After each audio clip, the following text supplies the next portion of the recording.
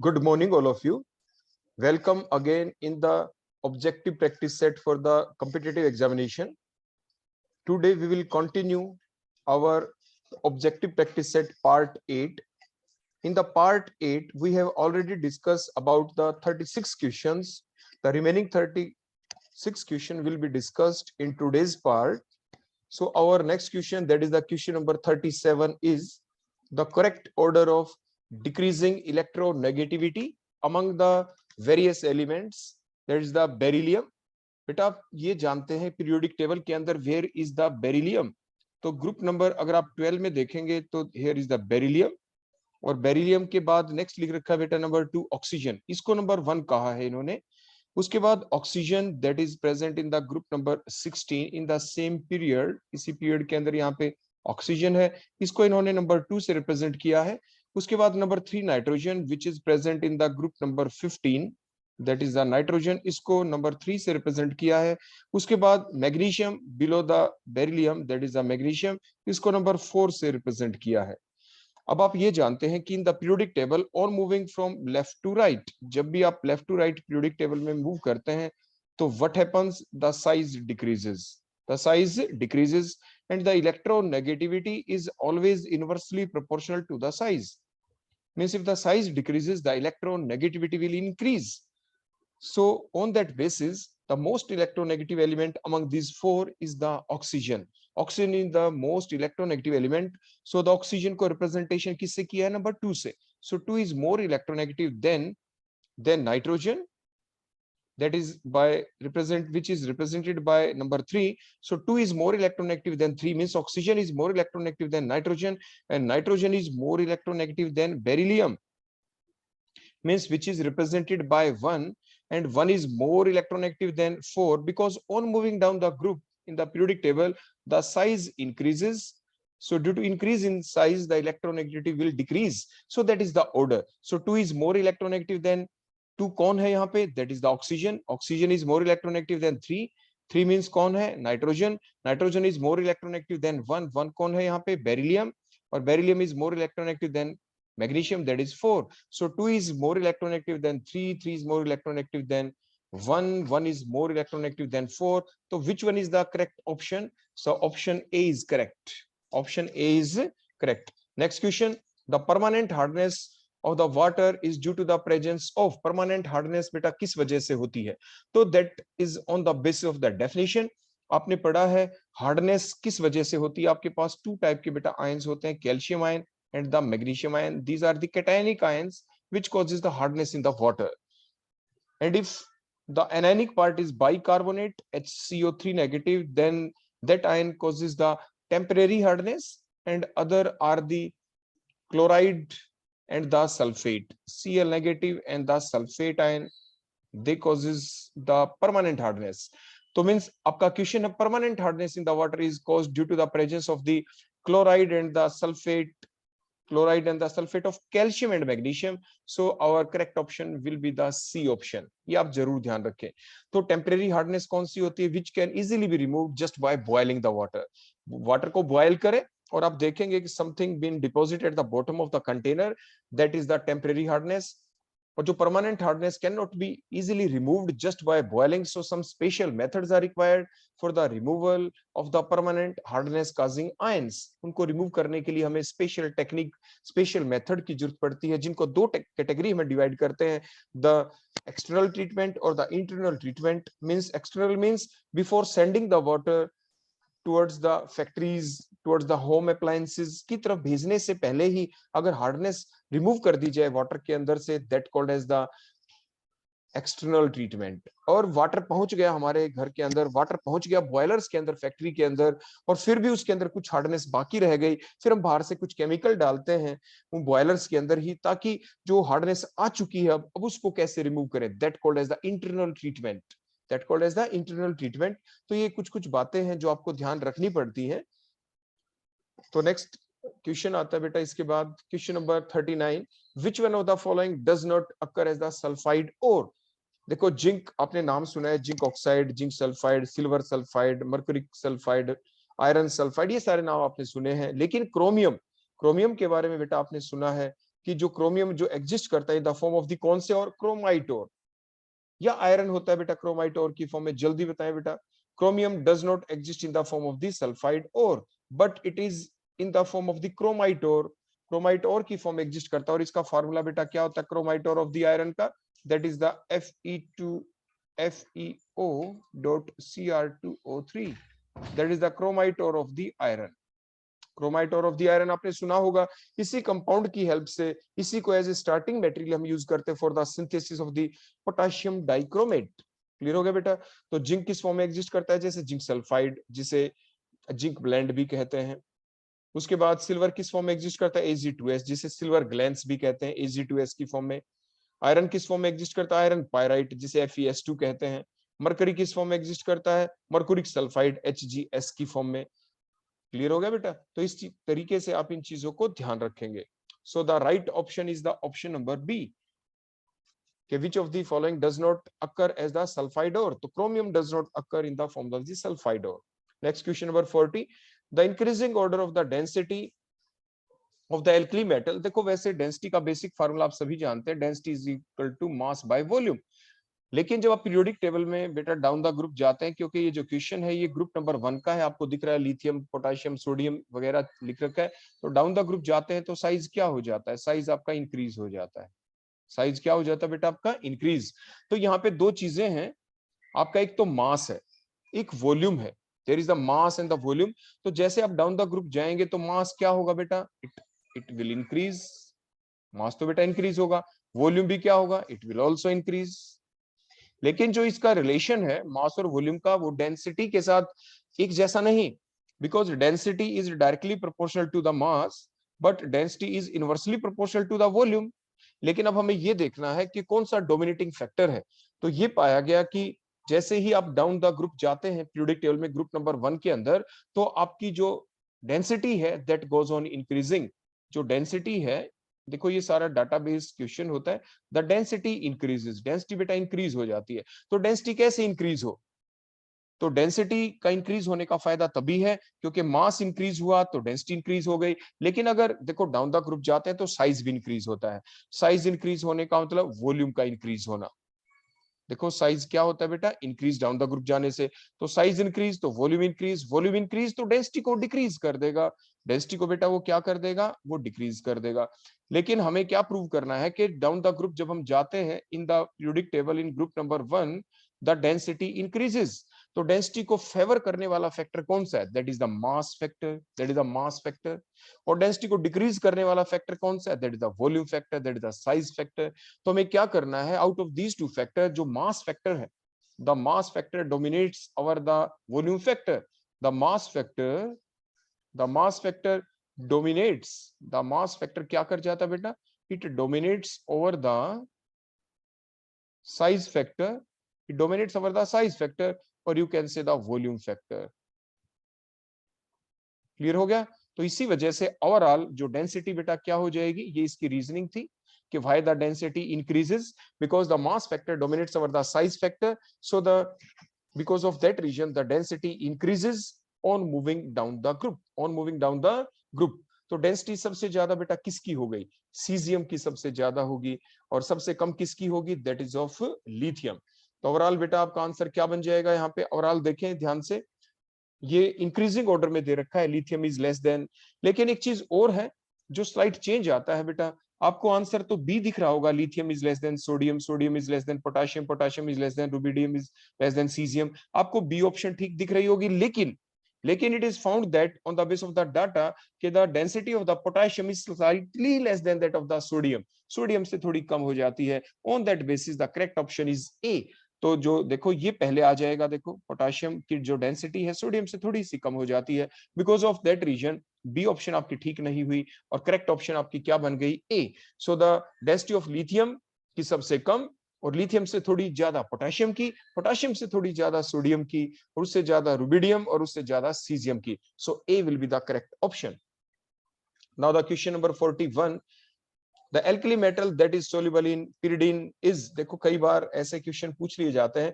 हम ये जानते हैं कि जो लिथियम क्लोराइड है दैट इज द डीलिक्विसेंट, ये हाईली डीलिक्विसेंट है। हमने पीछे एक आपको लेक्चर दिया था जिसके अंदर आपकी ग्लोसरी चली हुई बेटा, तो आपके जो ग्लोसरी इन केमिस्ट्री के जो पार्ट्स हमने चला रखे हैं, आप उसके अंदर देखना हमने सारे टाइप के वो सब्सटेंस जो हाइग्रोस्कोपिक होते हैं, डीलिक्विसेंट होते हैं, इफ्लोरिसेंस होते हैं, फ्लोरिसेंट होते हैं, फास्फोरिसेंट होते हैं, वो इकट्ठे ही वहां पे विद एग्जांपल हमने आपको समझा रखा है वो किस टाइप के सब्सटेंस होते हैं।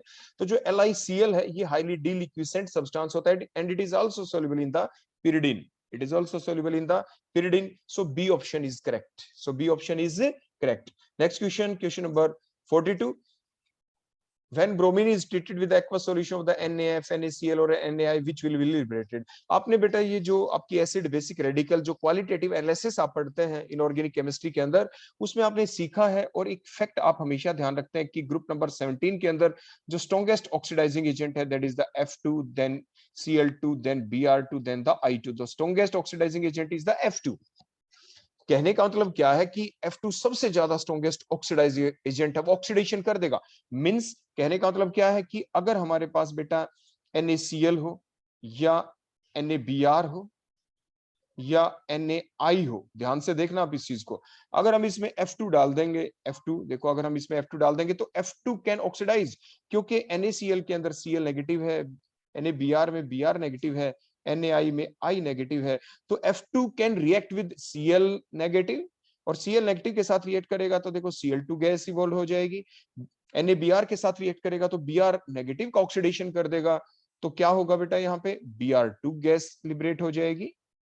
अगर NaI के साथ रिएक्ट करेगा तो मींस I नेगेटिव का ऑक्सीडेशन कर देगा F2, और साथ के साथ कौन सी वेपर्स निकल जाएंगे, I2 के। क्लियर हो गया?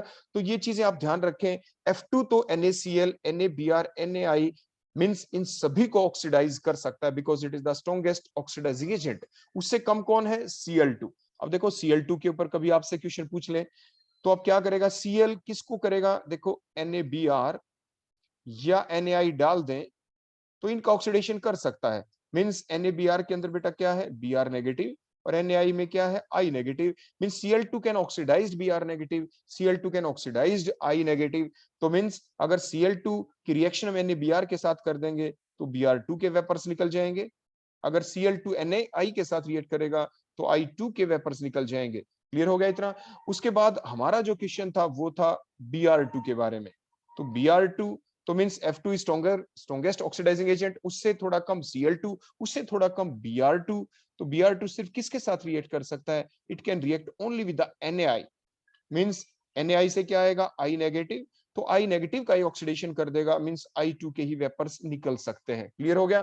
तो आपने क्या देखा कि आपके पास एक कंटेनर है, ध्यान दे हमारा क्वेश्चन क्या था, वी हैव द कंटेनर, और कंटेनर के अंदर बेटा क्या है, NaF है, NaCl है, NaI है, और हमने बेटा बाहर से क्या डाल दिया, हमने डाल दिया Br2। तो Br2 सिर्फ किसके साथ रिएक्ट करेगा, वही हमने आपको अभी सिखाया कि NaF के साथ ये रिएक्ट नहीं कर पाएगा, F नेगेटिव का ऑक्सीडेशन नहीं कर पाएगा क्योंकि F2 खुद एक स्ट्रॉन्गेस्ट ऑक्सीडाइजिंग एजेंट है। Br2 NaCl का ऑक्सीडेशन नहीं कर पाएगा क्योंकि Cl2 खुद एक स्ट्रॉन्गर ऑक्सीडाइजिंग एजेंट है देन Br2। उसके बाद सिर्फ कौन बच गया, NaI। तो ये Br2 जो आपने बाहर से डाला, it will react with the NaI to produce the vapours. बोलो कौन से वेपर्स बाहर निकल जाएंगे, that is of I2। So the I2 will be liberated. तो कौन सी ऑप्शन बेटा ठीक हुई आपकी, ध्यान से देखें। 42 नंबर जो आपका क्वेश्चन है, इसकी राइट ऑप्शन हो गई option number C, only I2 will be liberated. Clear हो गया? तो इस टाइप से ये ध्यान रखना, क्या पता कौन सी बात इस सारी में से आपसे पूछ ली जाए, क्योंकि क्वेश्चन नंबर 42 में तो सिर्फ Br2 के बारे में पूछा था ना, क्या पता F2 के बारे में पूछ लें, क्या पता Cl2 के बारे में पूछ लें, क्या पता Br2 के बारे में तो अभी पूछ लिया, क्या पता I2 के बारे में पूछ लें। I2 के बारे में पूछ लेंगे तो क्या होगा, I2 के बारे में तो कोई रिएक्ट वो किसी के साथ करेगा ही नहीं, तो I2 प्लस NaI तो वो भी I2 ही रहेगा।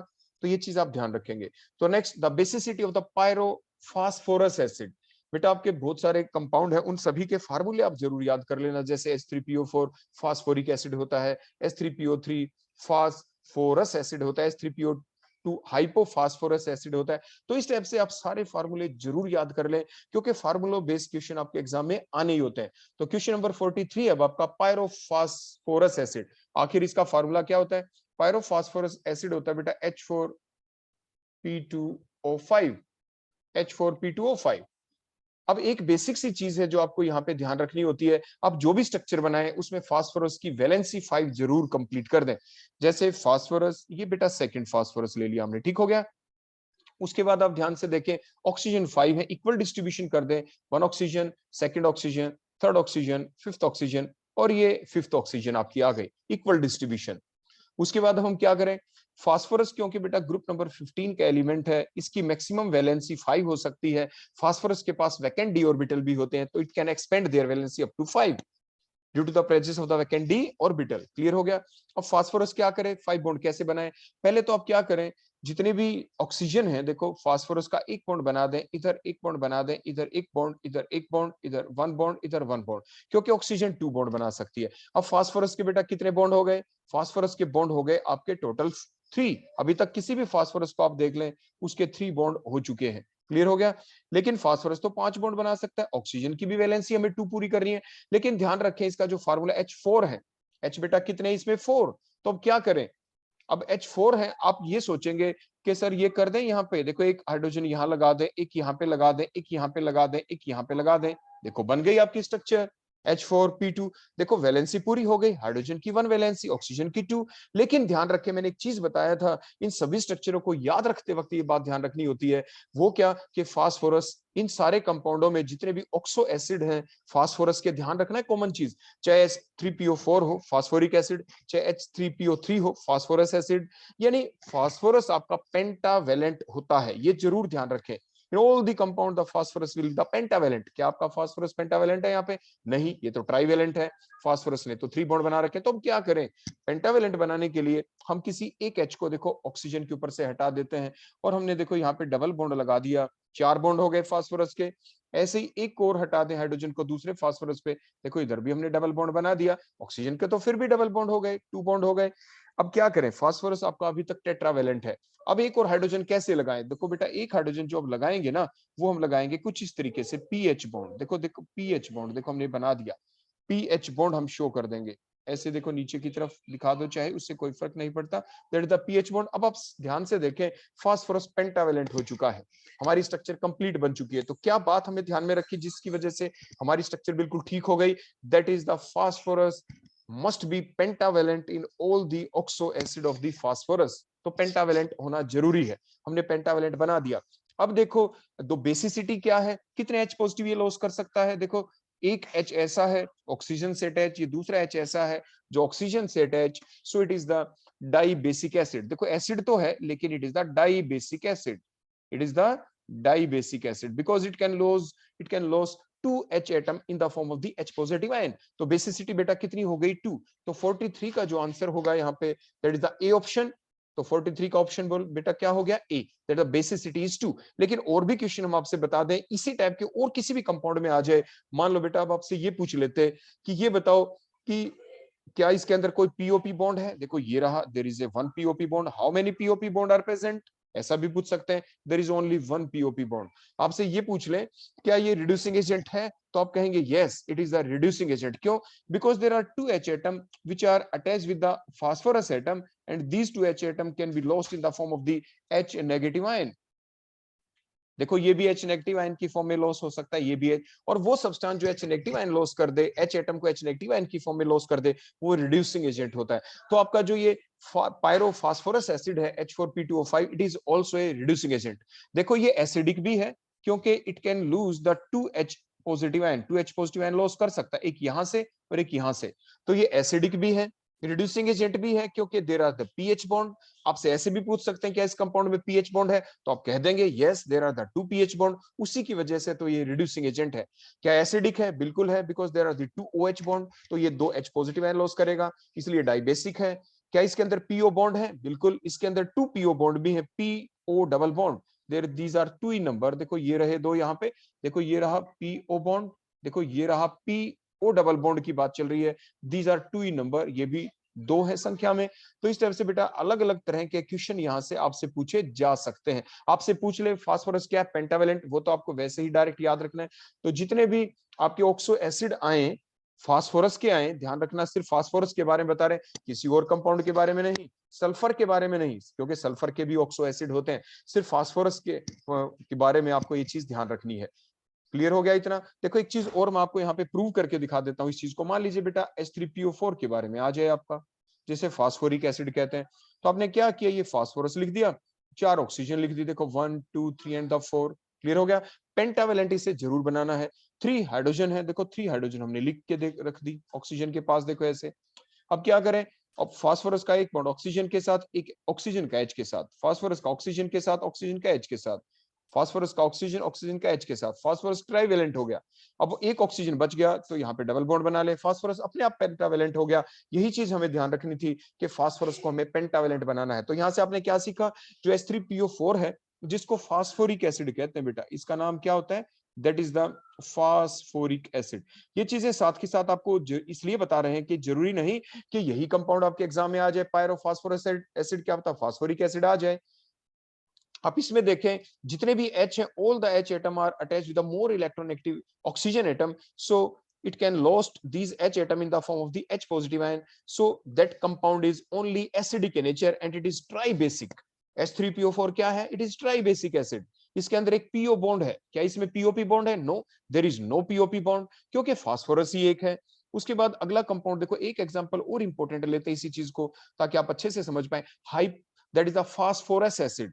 H3PO3 क्या होता है, फास्फोरस एसिड। इसमें भी देखो फास्फोरस सेंट्रल एटम हमने लिखा, ऑक्सीजन बेटा 3 है, 1 2 एंड द 3 लिखी, H3 है बेटा 1 2 एंड 3 हमने लिख दिया। देखो अगर हम ऐसा ही काम कर दे, P को O के साथ बॉन्ड, O का H, P का O का H, P का O के साथ, O का H के साथ, अगर ऐसा कर देते हैं तो आपने देखा फास्फोरस ट्राइवेलेंट हो गया। लेकिन वही बेसिक चीज जो मैंने आपको समझने के लिए बताई कि फास्फोरस के बारे में ध्यान रखें, इट इज द पेंटावेलेंट। तो एक किसी भी एक H को हमने हटा दिया और यहाँ पे हमने डबल बॉन्ड बना दिया, P डबल बॉन्ड हो, एक H का क्या करें, वो फास्फोरस के साथ डायरेक्ट बॉन्ड बना देगा, तो फास्फोरस आपका पेंटावेलेंट हो गया। इस बेसिस के ऊपर कुछ और क्वेश्चनों के बड़े अच्छे जवाब आ गए कि आपका जो ये H3PO3 है, जो फास्फोरस एसिड है, इट इज डाइबेसिक, क्योंकि इसमें एक दो आपके H ऐसे हैं जो ऑक्सीजन से अटैच है, सिर्फ 2 H ऐसे हैं, सो इट इज डाइबेसिक। एसिडिक है ये लेकिन डाइबेसिक है, क्योंकि 2 H पॉजिटिव आयन लॉस होंगे। लेकिन एक H ऐसा है जो फास्फोरस से अटैच है, देखो यहाँ पे, which can be lost in the form of the H negative ion,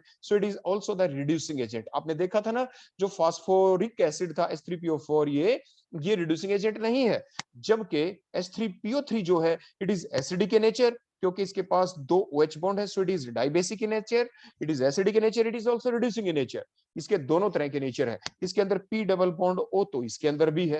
तो बेटा स्ट्रक्चर बनानी आपको जरूर आनी चाहिए, क्या पता किस तरह का कौन सा क्वेश्चन आपसे पूछ लिया जाए। तो H3PO3 जो था बेटा, इसका नाम था फास्फोरस एसिड, इसका नाम है फास्फोरस एसिड, ऐसे आप ध्यान रखेंगे। क्लियर हो गया बेटा। तो ऐसे ही अलग लेक्चर के अंदर आपको ये सारी बातें बेटा समझा दी जाती है।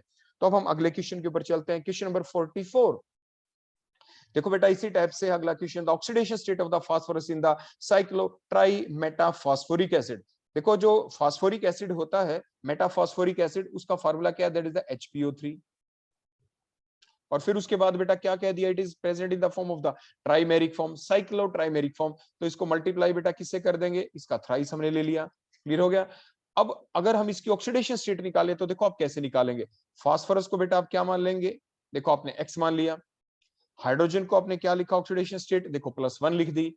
उसके बाद हम क्या करें, आपकी ऑक्सीजन के ऊपर देखो -2 चार्ज होता है, 3 है तो कितना आ गया बेटा, -3 आपका आ गया। और इस ब्रैकेट के बाहर बेटा क्या लिख देंगे, दैट इज मल्टीप्लाइड बाय 3, क्योंकि देखो थ्राइस था, इज इक्वल टू, देखो बेटा हमने 0 लिख दिया। क्लियर हो गया यहाँ तक सारी बातें, एक एक चीज अच्छे से लिखी है आपके।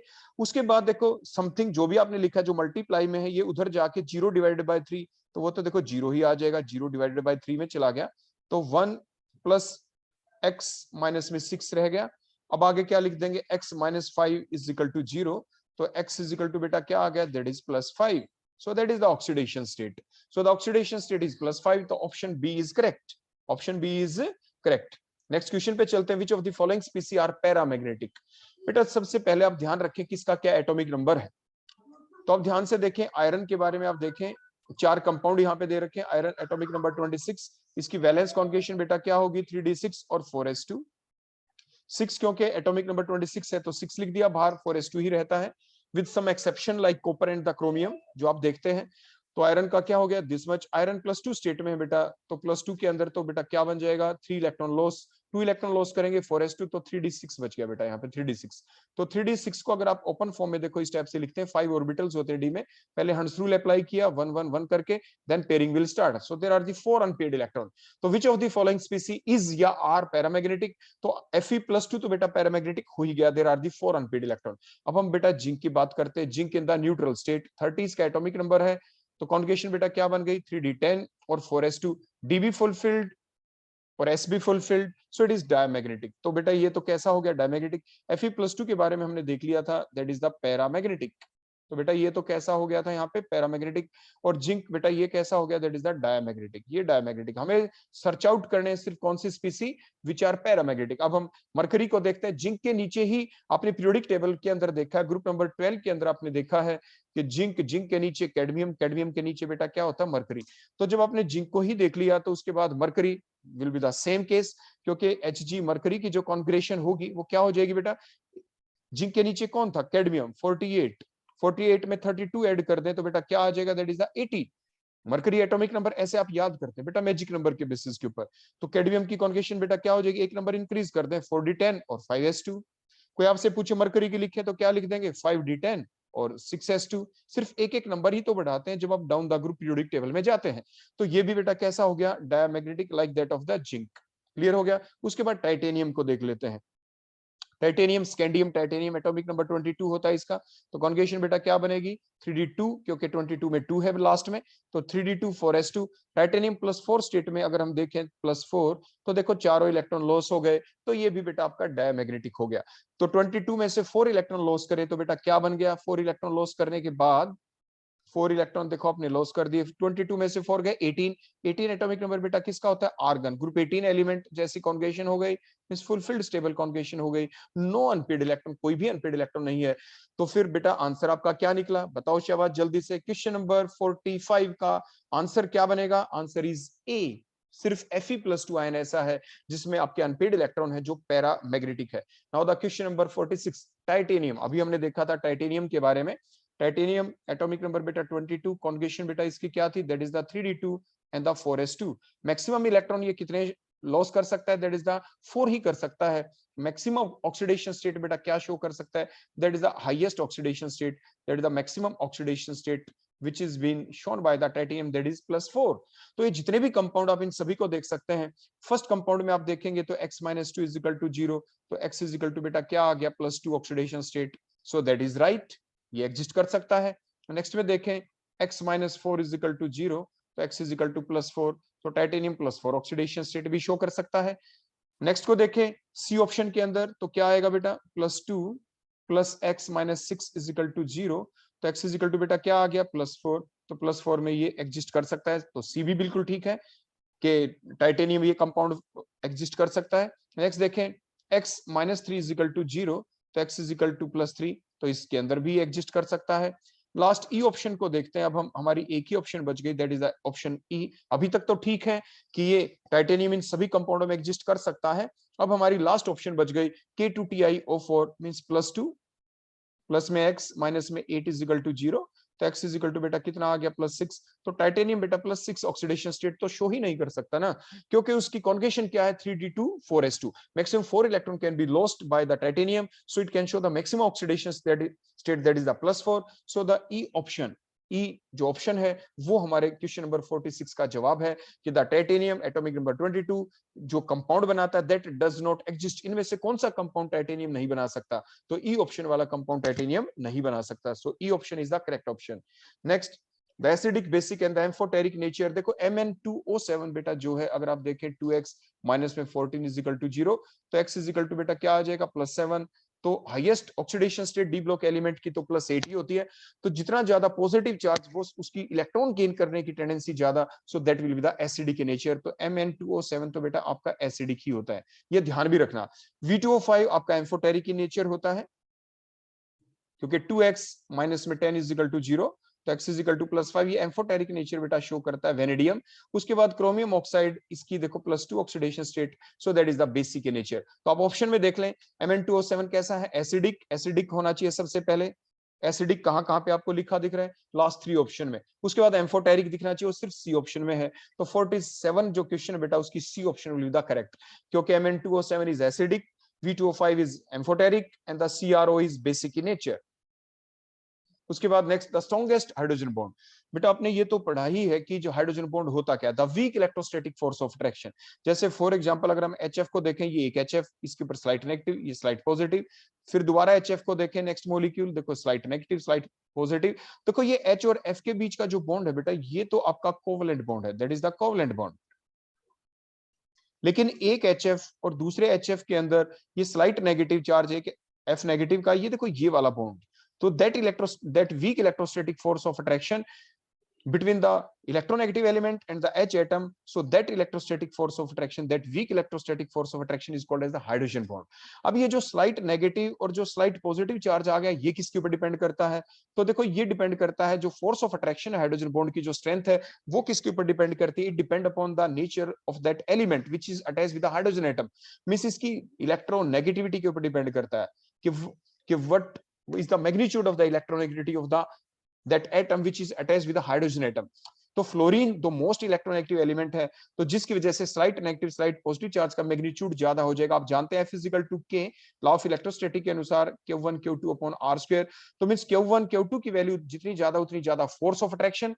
मीन जो ये फोर्स ऑफ अट्रैक्शन है, इलेक्ट्रोस्टैटिक फोर्स ऑफ अट्रैक्शन जिसे आपने हाइड्रोजन बॉन्ड कहा, ये जो slight positive charge slight negative charge है, ये ज्यादा कब आएगा? जितना ज्यादा F इलेक्ट्रोनेगेटिव होगा।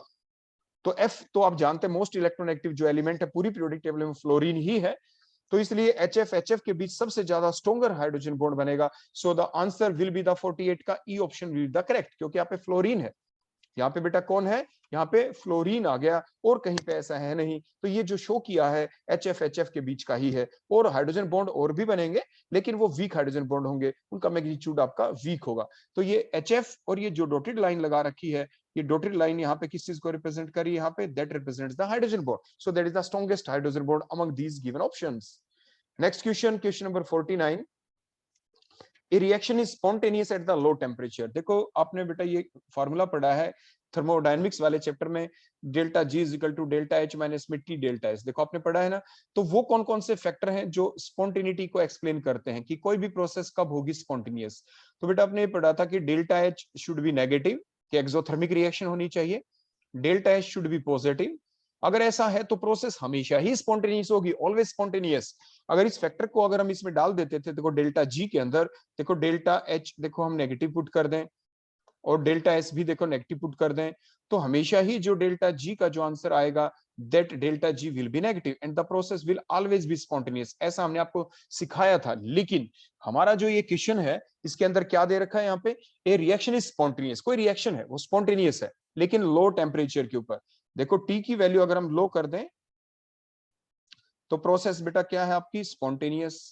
लेकिन अगर हाई कर दें, if temperature is value is high, तो प्रोसेस कैसी बन जाती है? Non spontaneous. प्रोसेस कैसी हो जाएगी? Non spontaneous.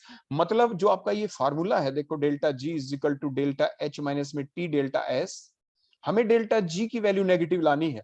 डेल्टा G की वैल्यू नेगेटिव, तो प्रोसेस स्पॉन्टेनियस हो जाएगी। लेकिन हमें अब ये देखना है कि क्या करें, कौन सा फैक्टर ऐसा है तो जिसके बेसिस के ऊपर ये चीज हम एक्सप्लेन कर पाए। मतलब अगर देखो T हम हाई कर देते हैं, देखो हाई, तो T हाई कर देंगे तो क्या हो जाएगा? प्रोसेस आपकी क्या हो जाएगी? नॉन स्पॉन्टेनियस हो जाती है। इफ टेम्परेचर इज हाई, देखो यहाँ पे T था, if temperature is high the process will B non spontaneous. तो प्रोसेस नॉन स्पॉन्टेनियस कैसे हो गई?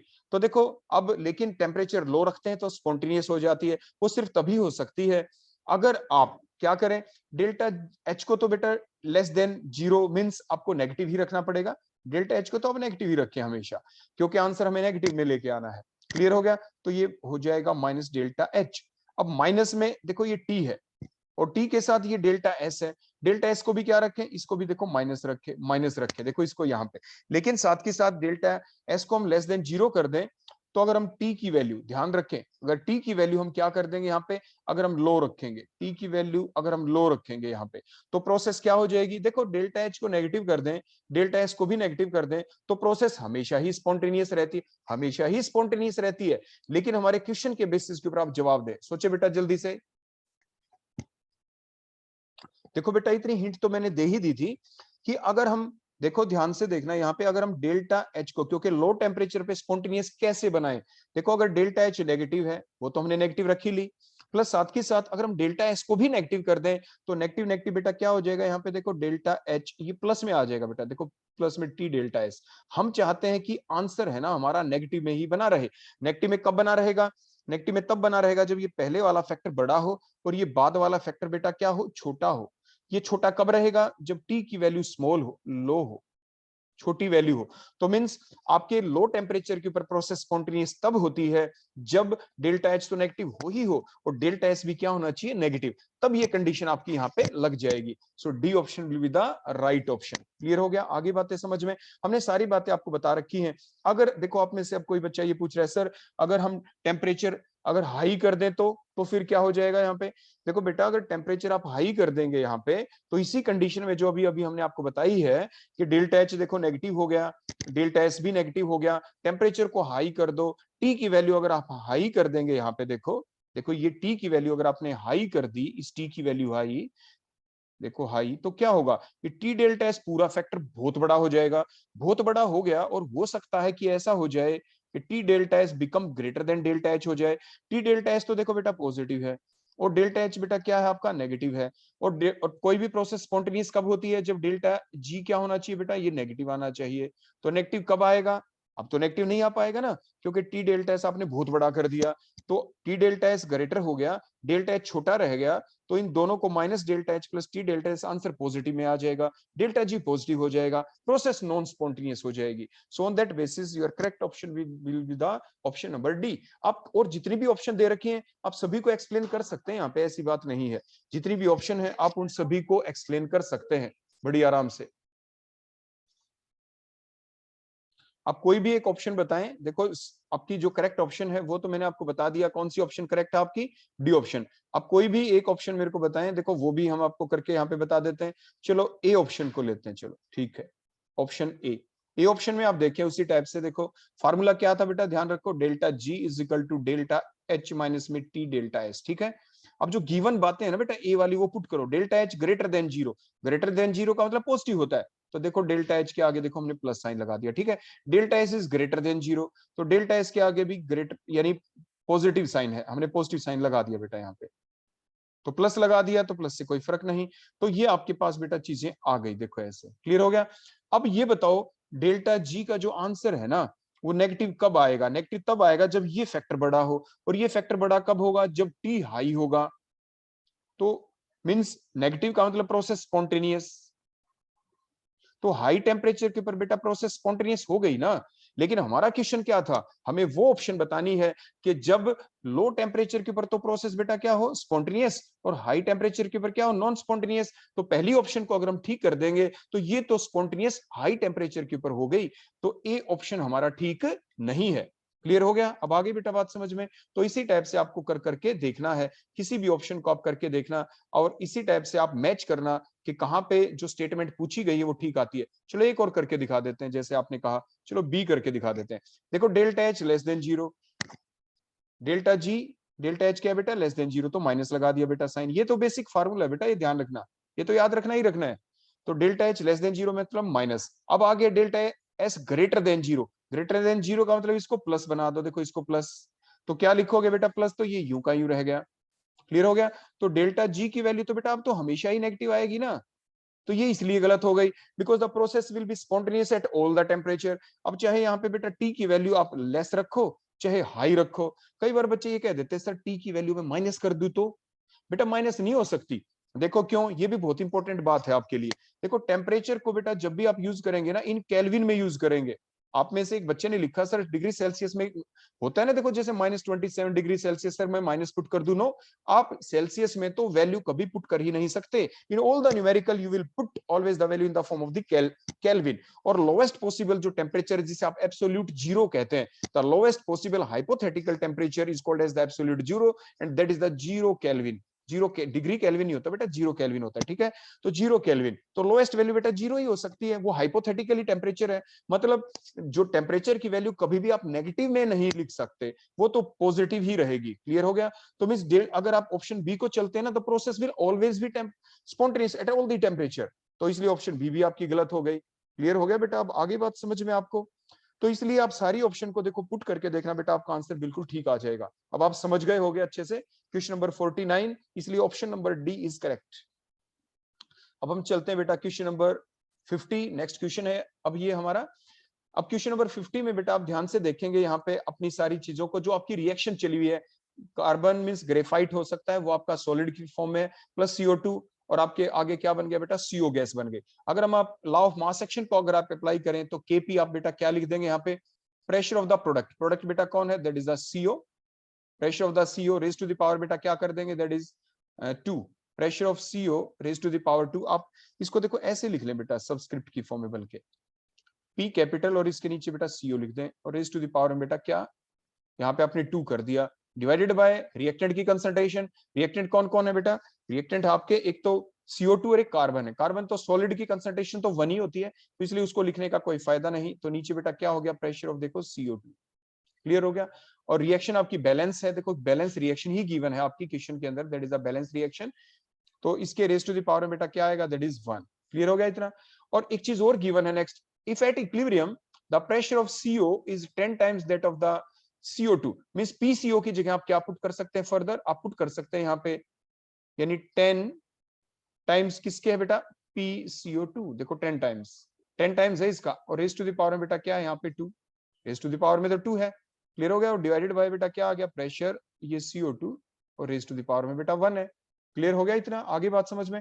और जो इक्विलिब्रियम कांस्टेंट की जो वैल्यू, KP की वैल्यू वो कितनी गिवन है, that is 63 is equal to देखो 63, देखो KP की वैल्यू है, सारी चीजें आपस में इक्वल है। अब फर्दर देखो क्या हो जाएगा, 10 PCO2 का स्क्वायर है, तो क्या लिख देंगे, 10 का स्क्वायर बेटा क्या हो गया, 100 हो गया। तो इधर देखो 63 लिख देते हैं, तो 63 इज इक्वल टू 100, और ये PCO2 का बेटा क्या आ गया, स्क्वायर, और डिवाइड में बेटा क्या लिख देंगे, PCO2 का, ये देखो ये 1 आ गया। क्लियर हो गया। तो अब क्या आ गया बेटा, ये 1 से ये 1 कट गया। उसके बाद देखिए प्रेशर ऑफ CO2 बेटा कितना आ गया, pressure of CO2 is equal to देखो 63 के डिवाइड में देखो 100 को ले जाओ, तो बेटा कितना आ गया, 0.63 एटमॉस्फेयर आपका आ गया यहाँ पे pressure of CO2। Pressure of CO2 पूछा क्या है, then the total pressure of the gases at the equilibrium, equilibrium के ऊपर टोटल प्रेशर कितना हो जाएगा, तो प्रेशर ऑफ CO2 तो बेटा कितना आ गया, that is the 0.63 atmosphere. What is the pressure of CO, देखो पहले ही गिवन है, that is 10 times the pressure of the CO2, देखो गिवन है ये आपका गिवन है, देखो ये रिस्टेटमेंट क्वेश्चन के अंदर। तो बेटा 10 multiplied by pressure of CO कितना था बेटा, 0.63, तो कितना आ जाएगा बेटा 6.3, दैट इज द 6.3 एटमॉस्फेयर आ गया ना प्रेशर ऑफ द CO। तो क्वेश्चन पूछा था what is the total pressure, तो टोटल प्रेशर कितना हो जाएगा बेटा, तो जो टोटल प्रेशर है वो तो बड़ी सिंपल सा बन गया, देखो P टोटल ऊपर हम लिख देते हैं, P total is equal to pressure of CO2 plus में pressure created due to the CO। तो प्रेशर ऑफ CO2 कितना था 0.63, and the pressure due to CO कितना आ गया था बेटा 6.3। तो अब आप ऐड करेंगे तो कितना आ जाएगा, तो 6.3 में कितना ऐड कर देंगे 0.63, देखो ये आपने ऐड कर दिया, तो कितना आ गया 6.93 आ गया। तो your answer will be the 6.93 atmosphere, 6.93 atmosphere. So the your correct option will be the option number B. Next question, the system that from the maximum boiling point. देखो मैक्सिमम बॉइलिंग पॉइंट का मतलब ये होता है कि आपका एक container है, उस कंटेनर के अंदर आपके पास देखो सिर्फ ए पार्टिकल है, दूसरे कंटेनर में सिर्फ बीबी टाइप के पार्टिकल है, ए के बीच अट्रैक्शन, बीबी के बीच अट्रैक्शन, आपने इनको बेटा मिक्सअप कर दिया। उसके बाद नेक्स्ट कंटेनर में कौन आ गया, ए और बी। तो मान लीजिए ये जो वॉल्यूम था, ए का वॉल्यूम मान लीजिए 10 ml है, ऐसे बी का वॉल्यूम भी मान लीजिए 10 ml है। इन दोनों को जब आप ऐड करें, if the volume comes out to be बेटा 20, अगर ये 20 आ जाता तो आपका आइडियल सॉल्यूशन हो जाता, क्या हो जाता, आइडियल। लेकिन अब नॉन आइडियल बना, तो नॉन आइडियल 2 टाइप के होते हैं, नॉन आइडियल 2 टाइप के कैसे बनेंगे, या तो क्या होगा, देखो आपको बताएं, यहाँ पे डायग्राम बना देते हैं हम नीचे दोनों के, या तो आपका वॉल्यूम 10 और 10 20 है ना, 20 से थोड़ा कम हो जाए, देखो मैंने यहाँ पे लिख दिया, देखो हमने ये मिक्सअप कर दिया, मान वैसे एज्यूम करके चलते हैं, ये एग्जैक्ट नहीं है, मान लीजिए 19 ml हो गया, या ऐसा हो जाए इससे थोड़ा ज्यादा हमने बना दिया, देखो ध्यान से। मान लीजिए वॉल्यूम आपका 21 ml हो गया, 21 ml। 21 ml कब होगा, 19 कब होगा, अगर ए और बी को जो मिलाने से इनके बीच की अट्रैक्शन बढ़ जाए, ए और बी के बीच जो अट्रैक्शन है now becomes more, now the attraction क्या हो जाए बेटा, मोर। अट्रैक्शन बढ़ेगी तभी तो वॉल्यूम कम होगा ना। तो ये सॉल्यूशन होगा आपका non ideal solution with the negative deviation, with the negative deviation. Clear हो गया यहाँ पे। उसके बाद जो 21 वाला कब बनेगा, जब ए और बी को आपने मिक्सअप किया तो ए और बी के बीच बेटा जो अट्रैक्शन थी ना वो आपकी कम हो गई, attraction becomes less, attraction less हो गई। अट्रैक्शन लेस हो गई तभी तो वॉल्यूम इंक्रीज हो गया, क्योंकि ए के पार्टिकल बी के पार्टिकल से थोड़े दूर हो गए, इसलिए इनके बीच में अट्रैक्शन कम है, जिसकी वजह से वॉल्यूम आपका इंक्रीज हो गया। वॉल्यूम इंक्रीज, तो these are the solution of the positive deviation, the non ideal solution with the positive deviation. अगर वॉल्यूम रह जाता 10 + 10 20 ही रह जाता, तो मींस अट्रैक्शन ए और बी के बीच उतनी ही है जितनी की ए और बी के बीच थी जब वो सेपरेट कंटेनर के अंदर थे, तो वो आपका आइडियल सॉल्यूशन कहलाता। अब अगली चीज देखिए, अब हम इसको बॉयल करना चाहते हैं, बॉयल तो होगा क्या। अब ये जो मिक्सचर बना ना बेटा, ए और बी को जब हमने मिला दिया, जो आपके नॉन आइडियल सॉल्यूशन बने हैं ये नेगेटिव या पॉजिटिव डेविएशन के, देखो हमने इनका बना दिया बेटा एजियोट्रोपिक मिक्सचर। ध्यान देना, एजियोट्रोपिक मिक्सचर। एजियोट्रोपिक मिक्सचर कौन सा होता है, the mixture which boils at the same temperature, which distils of the same temperature. मान लीजिए ए और बी को मिलाया हमने, ए का बॉइलिंग पॉइंट कुछ अलग है, बी का कुछ अलग है, लेकिन अब हुआ क्या, मान लीजिए ए का बॉइलिंग पॉइंट 78 डिग्री सेल्सियस है, बी का बॉइलिंग पॉइंट मान लीजिए 100 डिग्री सेल्सियस है, और ये एजियोट्रोपिक मिक्सचर बन गया। तो होगा क्या, या तो ये मिक्सचर है ना बेटा 78 डिग्री सेल्सियस से पहले ही बॉयल हो जाएगा, या 100 डिग्री सेल्सियस से भी ऊपर जाके बॉयल होगा, लेकिन इकट्ठे बॉयल हो जाएंगे। जब हम इनको बॉयल करेंगे, both A and B get vaporized at the same temperature. वो टेम्परेचर क्या होगा, या तो 78 से भी कम, या 100 से भी ज्यादा। 100 से भी ज्यादा होगा तो उसे तो आप कह देते हैं बेटा हाई बॉइलिंग एजियोट्रोपिक मिक्सचर। उसे क्या कह देते हैं आप, हाई बॉइलिंग एजियोट्रोपिक मिक्सचर।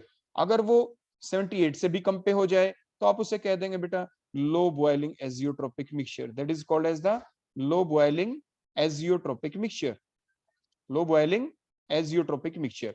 अब क्वेश्चन हमारा ये आया कि ये जो लो बॉइलिंग वाला कौन सा है, नेगेटिव या पॉजिटिव डेविएशन वाला। आप ध्यान से देखें, ए और बी के बीच नेगेटिव डेविएशन वाले में अट्रैक्शन देखो ज्यादा हो गई। इट मींस अगर अब आप इसको बॉयल करेंगे देखो नीचे से, तो आपको क्या करना पड़ेगा, more heat is required, more heat is required. तो ये जो मिक्सचर होगा ना बेटा, अट्रैक्शन जिसमें नेगेटिव डेविएशन वाला है, ये हाई बॉइलिंग एजियोट्रोपिक मिक्सचर होगा। ध्यान आ गई बात में, हाई बॉइलिंग एजियोट्रोपिक मिक्सचर होगा। मींस जब अट्रैक्शन क्या हो गई, ज्यादा, हाई बॉइलिंग एजियोट्रोपिक मिक्सचर। अगर अट्रैक्शन कम हो गई तो क्या होगा, अट्रैक्शन कम है ए और बी के बीच, तो उसे क्या होगा, जब आप नीचे से हीट करेंगे तो आपको क्या करना पड़ा, आपको लो हीट देनी पड़ी। लो हीट देंगे और ये बॉयल हो जाएगा। तो फिर वो कैसा बनेगा, that is called as the low boiling azeotropic mixture, वो लो बॉइलिंग एजियोट्रोपिक मिक्सचर होगा। अब हमारा क्वेश्चन देखिए क्या है, the system which forms the maximum boiling azeotropic mixture means high boiling azeotropic mixture. Means ये देखें इनमें से वो कौन सा combination among the given options, जब हमने उनको आपस में मिलाया उनके बीच में स्ट्रॉन्ग बॉन्डिंग हो गई हो, ज्यादा बॉन्डिंग हो गई हो। तो आप ध्यान से देखते चले जाएं, आपको बिल्कुल क्लियर कट यहाँ पे दिख जाएगा।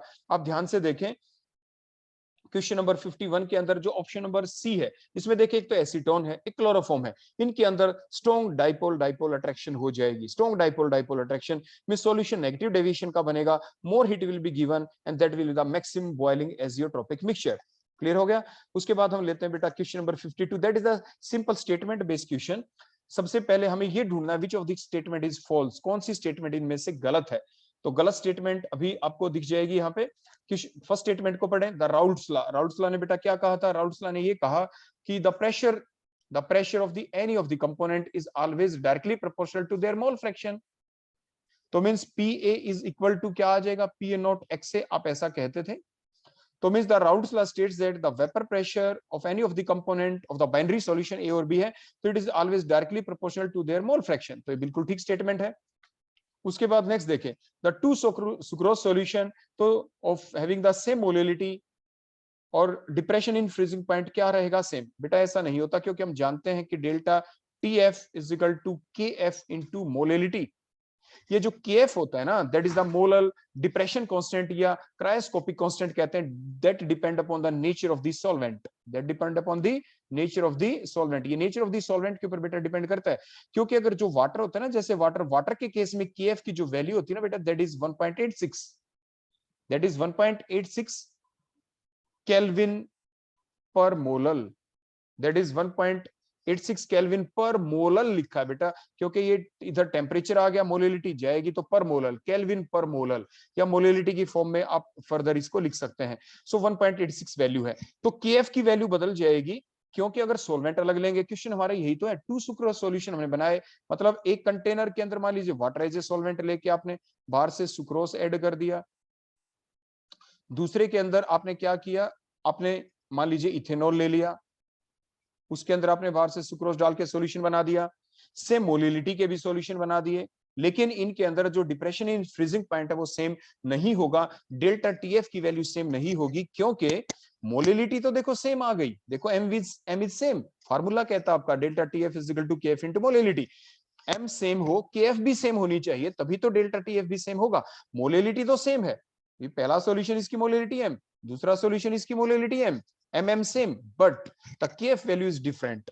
The kf value for the water aqueous solution water के लिए अलग है, इथेनॉल के लिए अलग है. If kf is different, the delta tf will be different, means the depression in freezing point will not be same.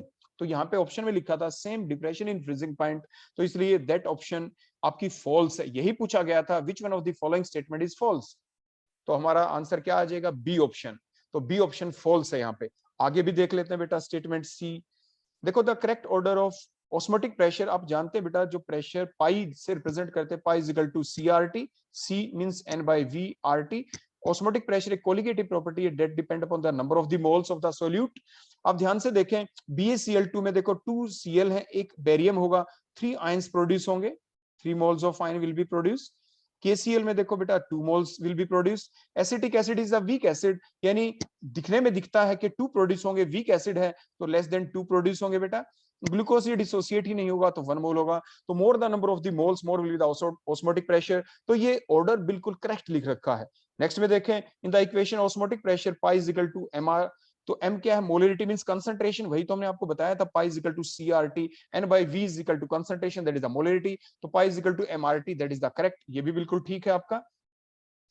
The molecular weight of the NaCl determined by the colligative property measurement is less than its theoretical value. ये बिल्कुल ठीक बात है, वो कम होगा क्योंकि NaCl एक ऐसा compound which shows a dissociation, ये डिसोसिएट हो जाएगा. तो जो मोलर मास है NaCl का, बिकॉज जब ये डिसोसिएट होगा Na प्लस में और Cl नेगेटिव में, तो या तो मोलर मास उस सॉल्यूशन के अंदर हम देखेंगे तो Na का दिखेगा या Cl का दिखेगा, मिस कंबाइंड मोलर मास हमें नहीं दिख पाएगा, because the NaCl get dissociate, it undergoes the dissociation, तो मोलर मास क्या हो जाएगा बेटा, कम हो जाएगा. So that is the right option. तो जो रॉन्ग ऑप्शन है, फॉल्स ऑप्शन है, that is option number B. Next question चलते हैं बेटा, which pair of the electrolyte could not distinguish by the product of the electrolysis using the inert electrodes. बेटा देखो ये क्वेश्चन आप वैसे डायरेक्ट देखेंगे तो एकदम आपको समझ में आ जाएगा, डी ऑप्शन इसकी करेक्ट है. देखो क्यों करेक्ट है आपको बता दें, मान लीजिए बड़े ध्यान से देखना बेटा, एक कंटेनर है, इसमें देखो ये हमने इनर्ट इलेक्ट्रोड ले ली, बाहर देखो बैटरी से हमने इसको कनेक्ट कर दिया इस टाइप से, ये पॉजिटिव एंड ये आपका नेगेटिव एंड हो गया, इसमें KCl आपने डाल दिया बेटा, K पॉजिटिव Cl नेगेटिव, लेकिन एक्वस सॉल्यूशन है तो H पॉजिटिव और OH नेगेटिव देखो आपने डाल दिया. ऐसे ही आपने दूसरा कंटेनर लिया, उसके अंदर भी आपने देखो 2 इलेक्ट्रोड्स लिया आपकी, और दोनों इलेक्ट्रोड्स को बैटरी से ऐसे कनेक्ट करने के बाद आपने इसके अंदर क्या डाला बेटा, NaCl का सॉल्यूशन, देखो उसी टाइप से Na पॉजिटिव Cl नेगेटिव, ऐसे H पॉजिटिव और देखो OH नेगेटिव ले लिया बेटा हमने. अब now there will be the competition between the, देखो इधर आपका ये एनोड है where the oxidation takes place, इधर रिडक्शन है where the gain of electron will takes place. Anode के ऊपर ऑक्सीडेशन और ये कैथोड, कैथोड के ऊपर बेटा क्या होगी, रिडक्शन, एनोड के ऊपर बेटा क्या होगी यहाँ पे ऑक्सीडेशन. ए फर्स्ट लेटर वोवल तो ओ फर्स्ट लेटर वोवल, ऐसे आप याद भी कर लेते हैं. तो ऑक्सीडेशन जब होगी तो कौन लॉस करे, रिडक्शन होगी तो कौन गेन करे. जब गेन करने की बारी आई तो H पॉजिटिव और K पॉजिटिव है, स्मॉल साइज H पॉजिटिव का है, ये गेन करेगा तो H पॉजिटिव विल गेन, और यहाँ पे भी H पॉजिटिव विल गेन, तो दोनों जगह पे H पॉजिटिव ही इलेक्ट्रॉन गेन करेगा, तो hydrogen gas will be evolved in both of the cases, in both of the cases. ऐसे यहाँ पे भी H positive will gain the electron to produce the hydrogen gas, hydrogen gas आपकी देखो इस टाइप से प्रोड्यूस हो जाएगी. क्लियर हो गया, तो ये तो कॉमन हो गया. तो क्या हम डिस्टिंग्विश कर पाए कैथोड के बेसिस के ऊपर, नहीं, क्योंकि कैथोड चाहे आप KCl ले ले, NaCl ले ले, इन both of the cases the gas produce will be the hydrogen gas. Similarly यहाँ पे जो Cl नेगेटिव है, क्योंकि oxygen is more electronegative OH में, तो Cl will loss the electron, देखो Cl जाएगी यहाँ पे, तो Cl नेगेटिव ने देखो एक इलेक्ट्रॉन लॉस किया, Cl atom will be produce, Cl combine करके Cl2 gas will be produce in both of the cases, whether the KCl और द NaCl। तो ऐसे ही यहाँ पे भी Cl नेगेटिव क्या करेगा बेटा, एक इलेक्ट्रॉन देखो इसने लॉस किया, Cl प्राइमरी चेंज कहते हैं आप इसे, Cl is unstable species, बेटा ये अनस्टेबल है, because of that reason Cl combine with another Cl to produce the Cl2 gas। आपके जो H पॉजिटिव था वहां पे भी ऐसा ही हुआ था, देखो H positive will gain the electron to produce that is the primary change and H here is the unstable, तो जिसकी वजह से सेकेंडरी चेंज होगा H combine with the H to form the H2, तो hydrogen gas will be produce, that is the complete primary change and the secondary change at both the anode and the cathode. ऐसा भी आपसे पूछा जा सकता है कि कितने चेंज हुए, एनोड के ऊपर भी दोनों चेंज प्राइमरी सेकेंडरी, कैथोड के ऊपर भी दोनों चेंज प्राइमरी और द सेकेंडरी। देखो जो पहले चेंज होता है उसे आप प्राइमरी कहते हैं, जो बाद में होता है that is the secondary. Secondary change क्यों हुआ, because the product formed after the primary change is unstable. Primary change के बाद यहाँ पे Cl बना अनस्टेबल, यहाँ पे प्राइमरी चेंज के बाद H बना that is unstable, so the secondary change will occur. तो इसलिए आपका जो डी ऑप्शन है वो आपकी करेक्ट है, क्योंकि क्वेश्चन हमारा क्या था, विच pair of the electrolyte could not be distinguish by the product of electrolysis. तो यहाँ पे डी ऑप्शन में देखो प्रोडक्ट ही एक जैसे बन गए, तो क्या हम डिस्टिंग्विश कर पाएंगे कि किस कंटेनर में हमने KCl का सॉल्यूशन ले रखा है, किस में हमने NaCl का सॉल्यूशन ले रखा है? नो, हम डिफरेंशिएट नहीं कर पाएंगे, जबकि और सभी में आप डिफरेंशिएट कर पाएंगे। तो नेक्स्ट क्वेश्चन नंबर 54, हमें ऑर्डर ऑफ द रिएक्शन बताना है with respect to A, B and the C। तो देखो क्या करना होता है, जब हमें order of reaction, for example बेटा हमें A का निकालना है, तो बी और सी आपके कट जाने चाहिए।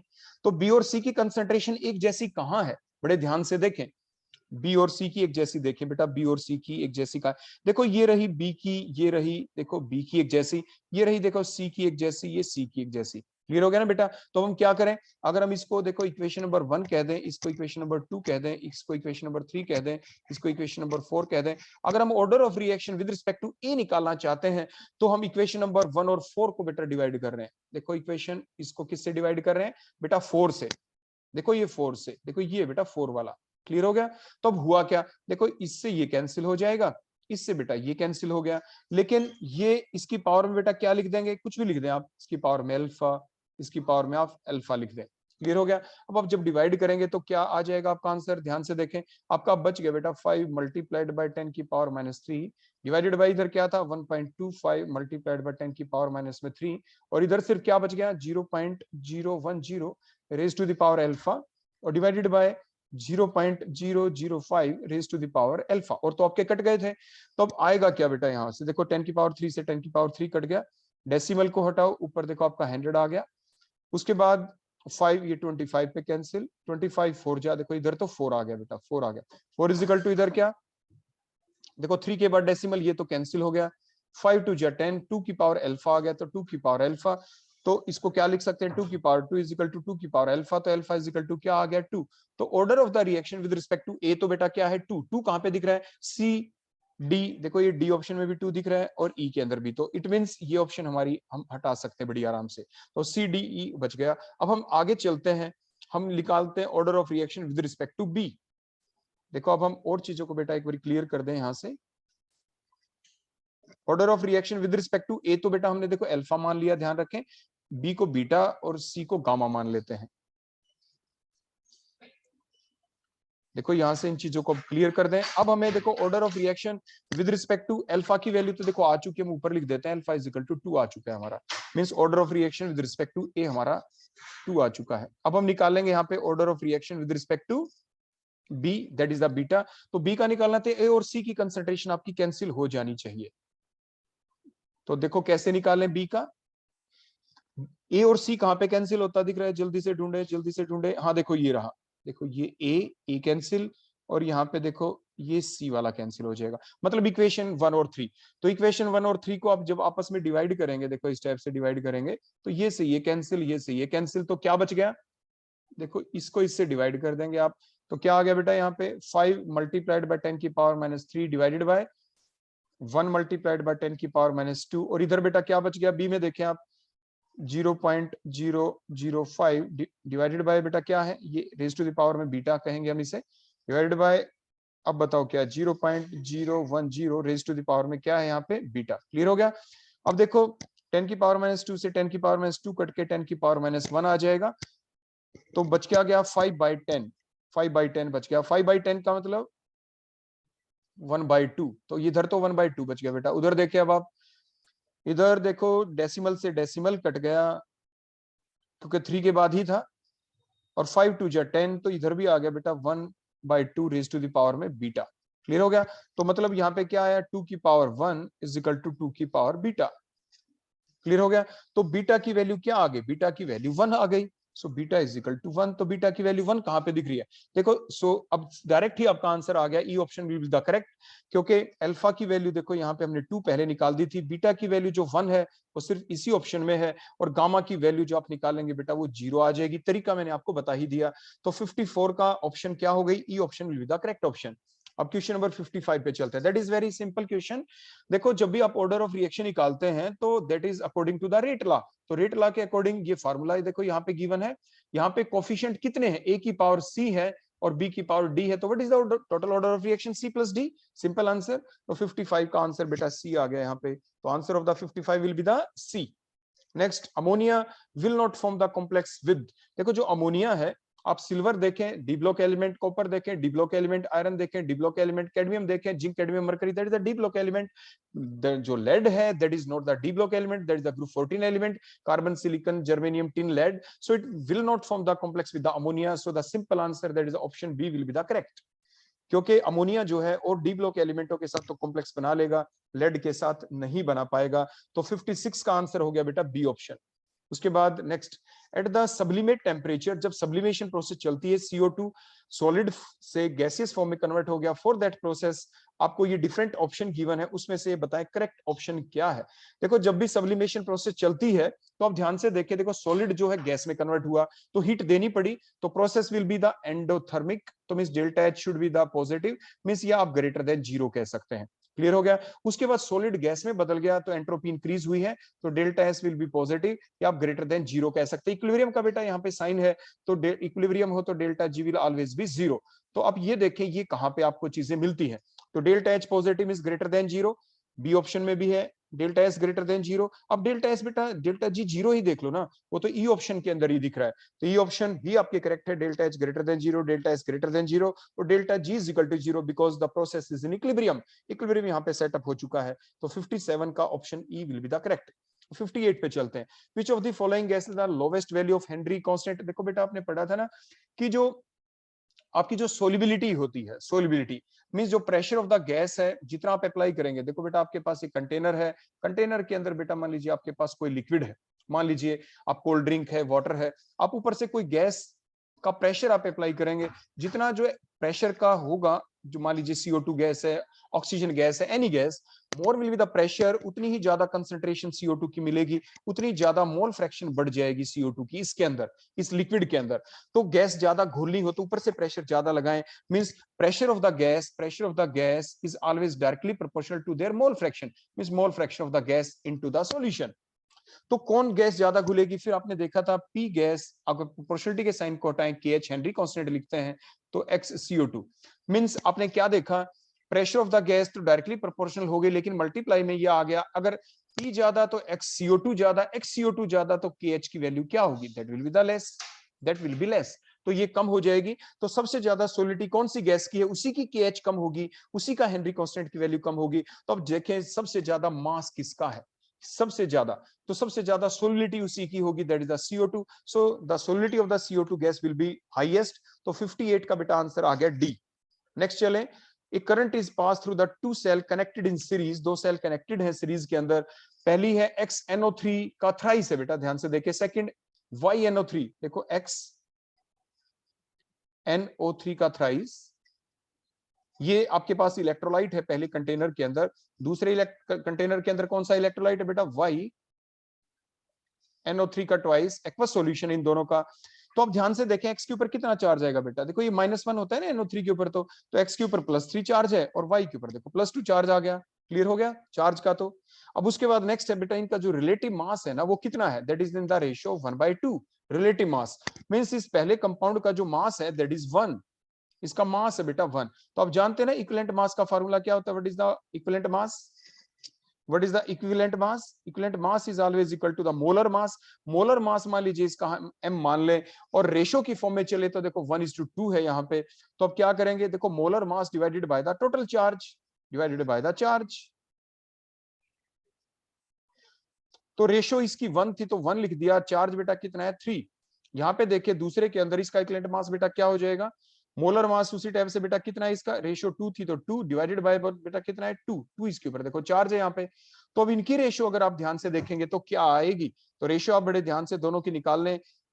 तो देखो 2 2 जा 1, तो ये तो 1 ही आ गया। तो अब रेशियो निकालें, एलसीएम ले लें, ये एलसीएम 3 ले लिया तो 1:3, 1:3 विल बी द आंसर। तो जो रेशियो होगी लिबरेटेड मास की, तो आप जानते हैं जब भी मास जो लिबरेट होता है according to their equivalent mass होता है, तो इक्विवेलेंट मास की रेशियो क्या है 1:3। तो 1:3 का आंसर बेटा क्या बन गया, तो 59 का C will be the correct option. Clear हो गया? क्योंकि आप जानते हैं ना, तो जब भी आप करंट पास करते हैं तो जो मास डिपॉजिट होता है that is directly proportional to their equivalent मास।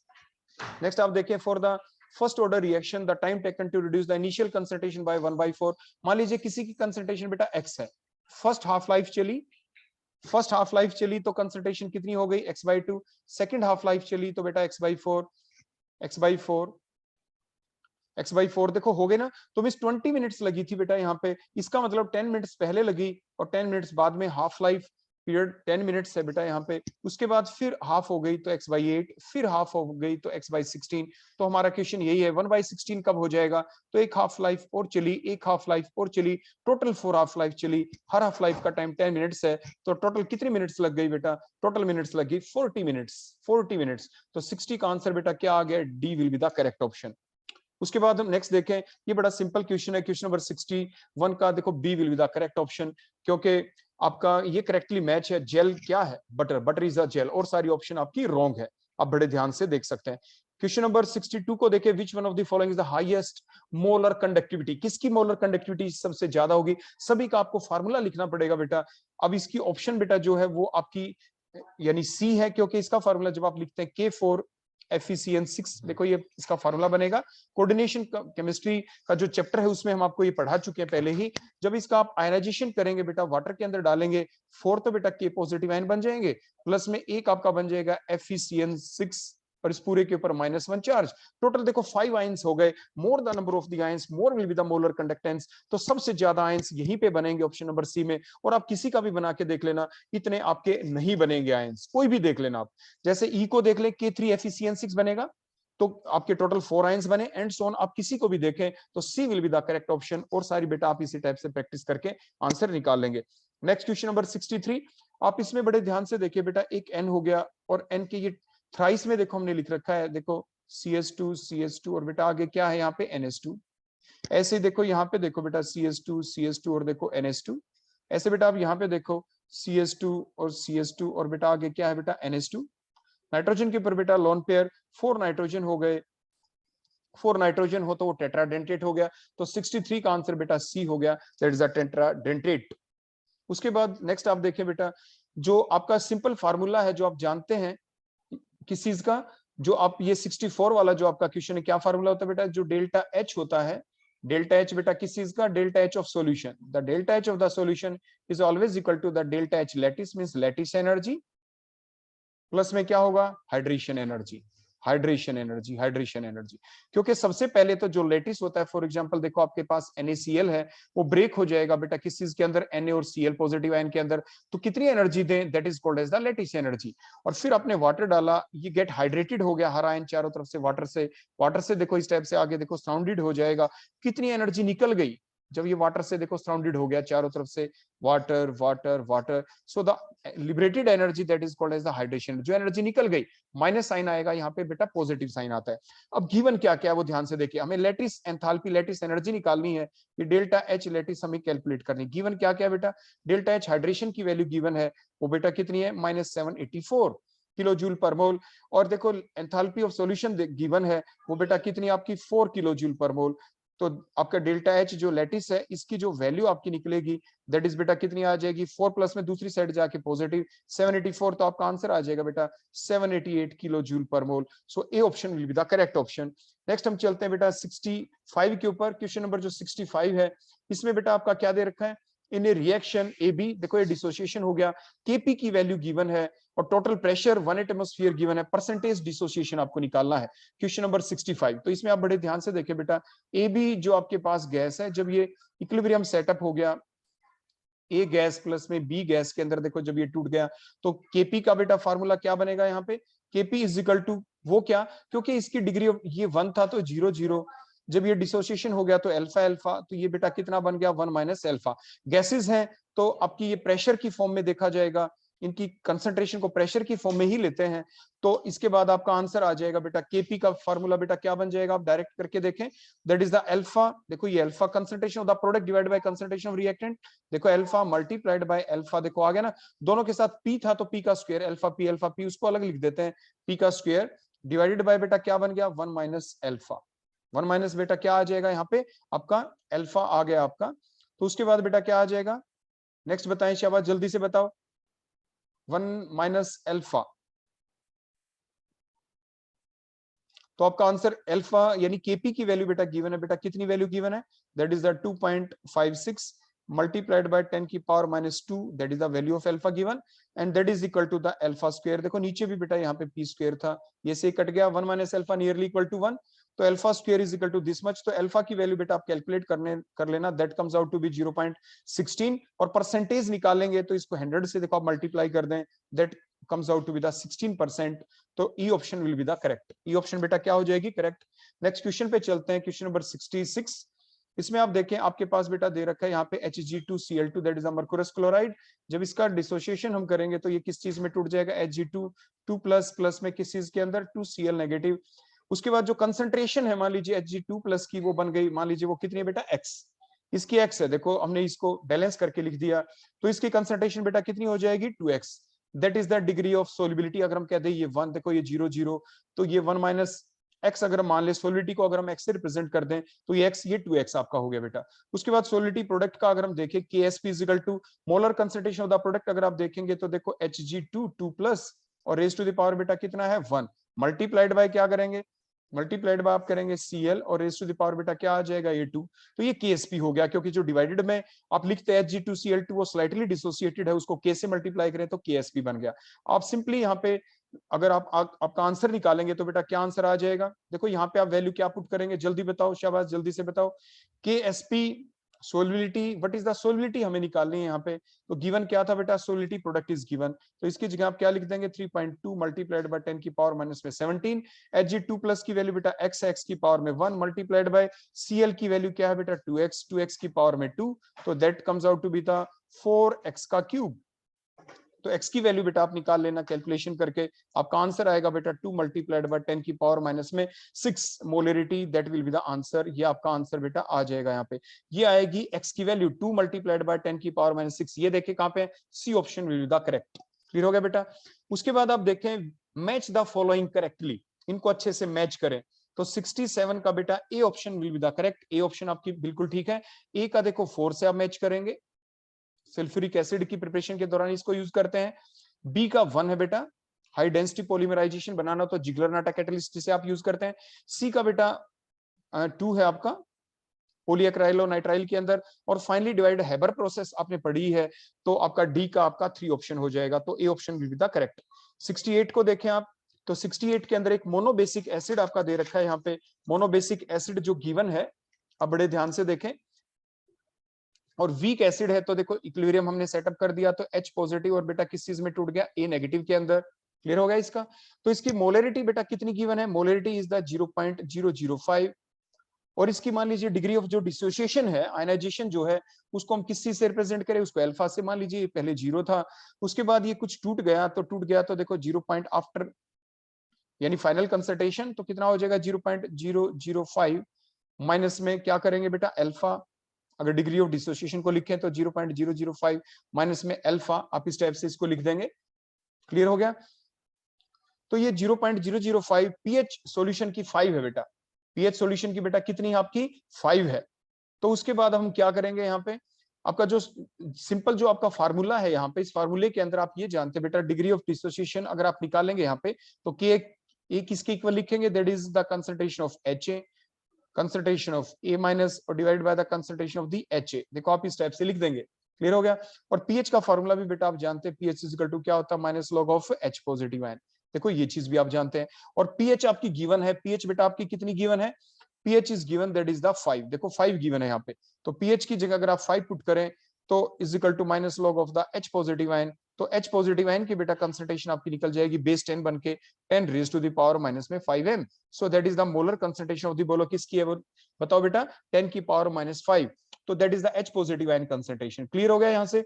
उसके बाद हम क्या करेंगे, हमें निकालना था यहाँ पे के ए जब निकालेंगे बेटा आप वैल्यू पुट कर दे यहाँ पे। एच पॉजिटिव आयन की कंसंट्रेशन बेटा कितनी है, 10 की पावर माइनस 5। तो ए नेगेटिव की बेटा कितनी हो जाएगी, 10 की पावर माइनस 5। देखो यहाँ पे ये हमने निकाल दी क्योंकि ये गिवन थी यहाँ पे, ये बेटा क्या थी चीजें गिवन। ये कब करते हम ऊपर वाला काम जो बताया था, जब ये चीजें गिवन ना होती। और डिवाइडेड बाय एच ए की कंसंट्रेशन बेटा कितनी है, वो तो गिवन है 0.05। देखो 0.005, 0.005 देखो ये वैल्यू गिवन है यहाँ पे। उसके बाद हम क्या निकाल देंगे, के ए निकल जाएगा आपका। तो के ए बेटा कितना आ जाएगा, कैलकुलेशन करना, 2 मल्टीप्लाइड बाय 10 की पावर माइनस में 8, that comes out to be the K A आ जाएगा आपका। उसके बाद बेटा आप अल्फा का फार्मूला देखो आप जानते हैं, के डी इज इक्वल टू क्या होता है, के ए कहते हैं that is the C alpha square. तो अल्फा स्क्वायर किसके इक्वल होता है, that is the K D divide by C. और अल्फा किसके इक्वल हो जाएगा बेटा, that is the square root of इसका ले देंगे। तो alpha is equal to K D की वैल्यू बेटा कितनी थी, वो गिवन थी, डिसोसिएशन कांस्टेंट की वैल्यू अभी अभी हमने निकाली थी, बोलो कितनी थी, 2 मल्टीप्लाइड बाय 10 की पावर माइनस में 8 और divide by C, concentration given है, कंसंट्रेशन गिवन थी ना बेटा 0.005, इसका पूरे का स्क्वायर रूट। तो अल्फा का बेटा आपका आंसर आ जाएगा, यानी 2 मल्टीप्लाइड बाय 10 की पावर माइनस में 3 आएगा। परसेंटेज डिसोसिएशन करेंगे तो 100 से मल्टीप्लाई कर देना, तो that comes out to be the 0.2, that comes out to be the 0.2। So 0.2 बेटा कहां पे दिख रहा है, B option will be the correct. तो 68 का बी आ गया। 69 को देखें, which one is the incorrect statement of the physical adsorption, it is not specific, ये भी बिल्कुल ठीक है। It arises because of van der Waal force, ये भी बिल्कुल ठीक है। It is reversible in nature, ये भी बिल्कुल ठीक है। No appreciable activation energy is required, ये भी बिल्कुल ठीक है। इतनी ज्यादा एनर्जी चाहिए, that is wrong. So the correct option for the question number 69 is E, यानी low energy is required, 10 to 20 ही चाहिए होती है आपकी एनर्जी किलो जूल पर मोल में। Next question, question number 70। देखो बेटा बड़ा सिंपल सा आपका फार्मूला होता है जो आपने पढ़ा था, डेफिनेशन भी हीट कैपेसिटी सीवी की पढ़े। तो the amount of the heat required at constant volume, जब टेम्परेचर आपका चेंज हो जाए, दैट इज द डीटी। तो क्यू वी बेटा किसके इक्वल होता है, सीवी डीटी, सीवी डीटी के इक्वल हम कर देते हैं। तो अगर इसी बेसिस के ऊपर देखें तो अमाउंट ऑफ द सब्सटेंस को भी अगर हम यहाँ पे देख लें, multiplied by the amount of the substance, number of the moles की फॉर्म में हो, तो given mass by the molar mass अगर हम यहाँ पे देखो लिख देते हैं इसके अंदर। तो उसके बाद हमें निकालना क्या है, हमें इसके अंदर निकालना है क्यू वी। तो क्यू वी किसके इक्वल आ जाएगा बेटा, देखो ये क्यू वी, तो एम आपका ऊपर चला जाएगा मल्टीप्लाई होके, देखो multiply M divide by small M. तो सीवी की वैल्यू बेटा कितनी गिवन है, the value is given as the 30। Change in temperature बेटा कितना है, द चेंज इन टेम्परेचर बताएं शाबाश कितना है, द चेंज इन टेम्परेचर ध्यान से देखिए 4 gram of the substance burning the bomb calorimeter, heat capacity 30 joule kelvin पर मोल। तो इसको देखो अभी एज सच लिख दिया, मल्टीप्लाइड बाय आप ध्यान से देखें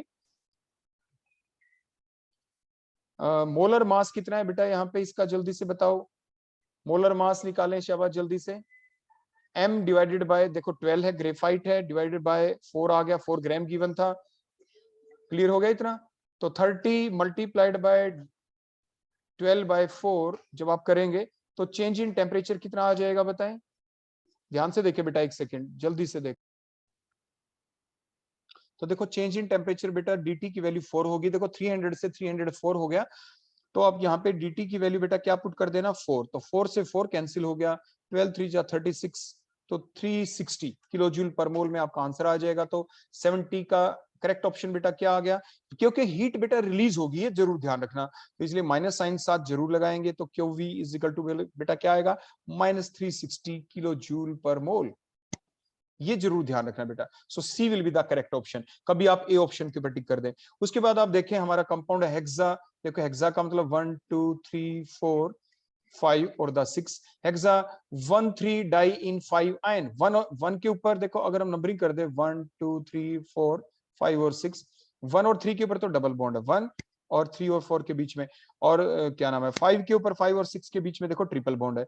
अब वैलेंसी पूरी कर दे देखो अब वैलेंसी ये एच एच लगा दिया, ये एच लगा दो, यहाँ पे एच लगा दें, यहाँ पे एच लगा दें, इसके पूरे 4 बॉन्ड यहाँ पे एच लगा दें। अब काउंट क्या करने हैं, सी सिग्मा बॉन्ड। सी सिग्मा बॉन्ड कितने हैं बताओ जल्दी से। सी और सी के बीच एक सिग्मा, सी के बीच दूसरा सिग्मा, सी के बीच तीसरा, सी के बीच 4, सी के बीच 5 सिग्मा बॉन्ड है यहाँ पे। सी के बीच सिग्मा बॉन्ड बेटा कितने हैं, these are 5 in number. Clear हो गया। उसके बाद नीचे देखें सी के बीच में पाई बॉन्ड कितने हैं। देखो सी के बीच देखो ये 2 पाई बॉन्ड यहाँ पे हैं, एक पाई बॉन्ड बेटा यहाँ पे है, एक पाई बॉन्ड यहाँ पे है, टोटल हो गए 4। तो 4 हो गए। तो सी के बीच बेटा जो पाई बॉन्ड है वो आपके 4 है, 4 पाई बॉन्ड है।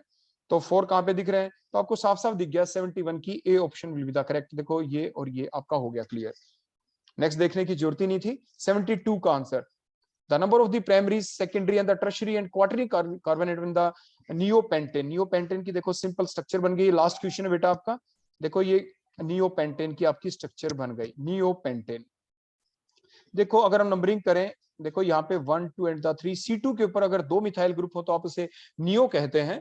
अब बड़े ध्यान से देखें प्राइमरी कार्बन एटम कितने हैं, देखो that is the primary, that is the primary, ये भी प्राइमरी है आपका, ये भी आपका प्राइमरी है। तो प्राइमरी कितने हो गए बोलो, क्या पूछा है, the number of the primary secondary tertiary quaternary carbon कितने हो गए, प्राइमरी कार्बन बेटा 4 हो गए, 4। सेकेंडरी कितने, कोई है ही नहीं, और ये वाला कैसा है जो एक बच गया, दैट इज द क्वाटरनरी। तो अब ध्यान से देखें प्राइमरी के अंदर तो आपके क्या नाम है 4 कार्बन दिखने चाहिए, और अगले 0 0 और लास्ट का 1, so C option will be the correct. तो C option will be the correct, so that is the last question, so that is the last question. Okay बेटा, thank you, that all about today's lecture. हमारा ये पूरा जो part था practice set का 8, इसको हमने 2 सेशन में किया। फर्स्ट सेशन में 36 क्वेश्चन और आज के सेशन में भी हमने 36 क्वेश्चन किए। ओके बेटा, थैंक यू।